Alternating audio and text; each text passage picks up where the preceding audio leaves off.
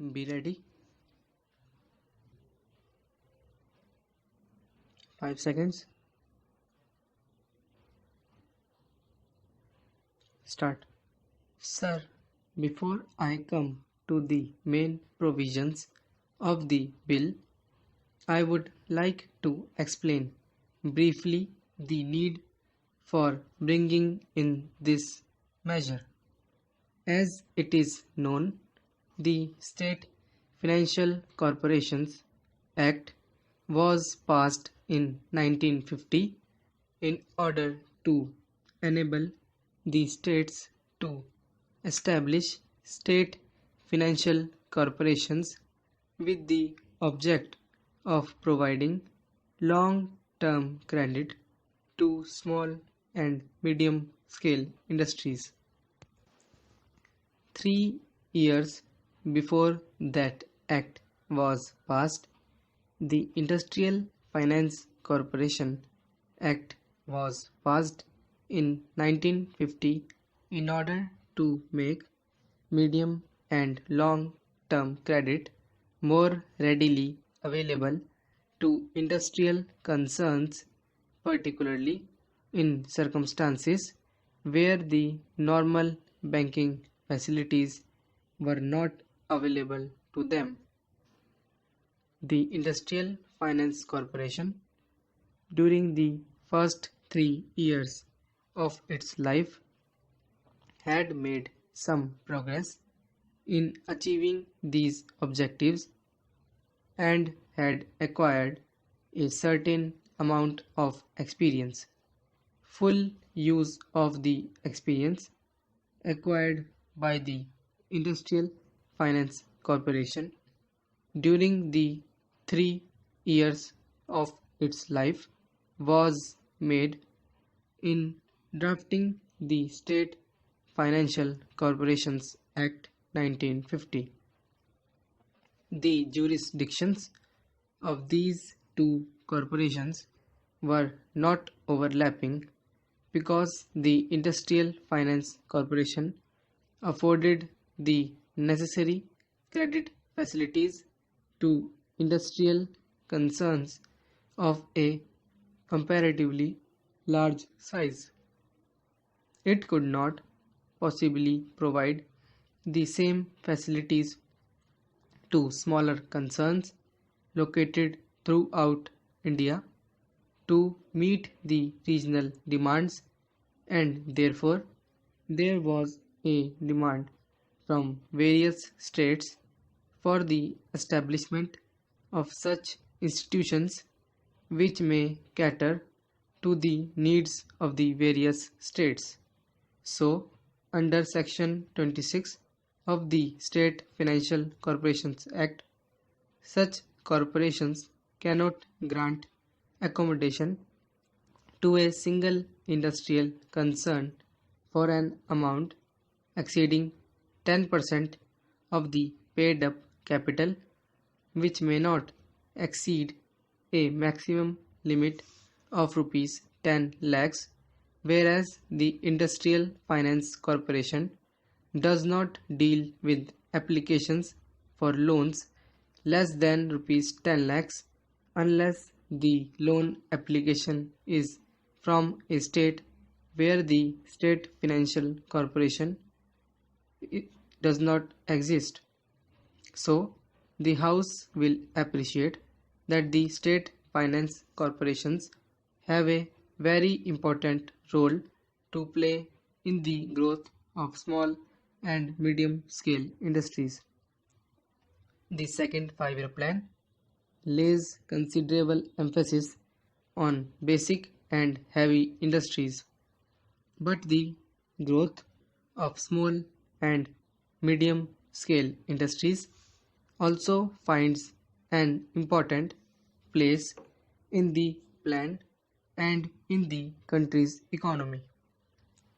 It is therefore necessary that the state financial corporations should be able to meet the requirements of the small scale industries. With the view, last year the House will remember the State Financial Corporations Act 1950 was amended in order to make newly formed industrial concerns eligible for loans from the state financial corporations. Before the amendment was passed, the state financial corporation could only make loans to existing concerns, and the industrial concerns which were so to say in the offing could get no financial help from the state financial corporation. It was thought, in view of the impact of industrialization and greater emphasis laid on the development of small and medium scale industries, that the whole working of the state financial corporations, which were important corporate institutions catering to the needs of such industries, should be reviewed. It was felt that the activities of these corporations were not expanding or were not adequately meeting the requirements of the small and medium scale industries due to certain structural defects or due to certain anomalies that were creeping in. Therefore, the Reserve Bank took the initiative of calling a conference of the representatives of the state financial corporations, and two such conferences were held in August 1950 and November 1960. These conferences recommended certain amendments to the Act. These were very carefully considered, and a draft bill was circulated to the various states. A number of states took very keen interest in the working of these corporations and made very useful suggestions, and the present bill incorporates some of the important recommendations of those conferences as well as the useful recommendations made by the various states. With this background, I would like to take the House to the important provisions of the bill, and I would briefly explain them. Clause 2 of the bill defines the industrial concern as given in the Principal Act.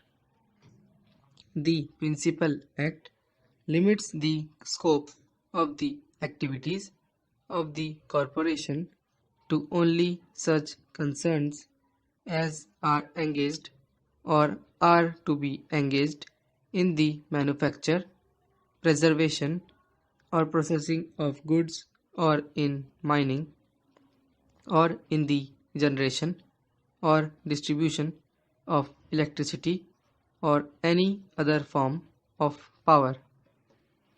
In the absence of any clear definition of the phrase processing of goods, the corporations were finding it somewhat difficult to decide whether a particular concern fulfilled the necessary conditions to make them eligible for assistance by the corporation.